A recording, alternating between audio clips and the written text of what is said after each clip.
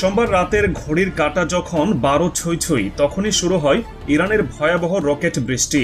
তেল আবিবে বাজতে থাকে সাইরেন। আতঙ্কে মানুষ ছুটে চলে নিরাপদ আশ্রয়ের খোঁজে। ইসরায়েলের ওয়াইনেট নিউজ নিশ্চিত করেছে অন্তত 4টি জায়গায় আঘাত হেনেছে এই ইরানি মিসাইল। হার্জেলিয়ার একটি 8তলা ভবন ক্ষতিগ্রস্ত হয়েছে। একটি খালি বাসে সরাসরি আঘাতের ফলে আগুন ধরে যায় এবং তাৎক্ষণিকভাবে ইসরায়েলের বিভিন্ন শহরে আকাশ জুড়ে যেন আতঙ্কের ধোঁয়ায় আচ্ছন্ন হয়ে যায়।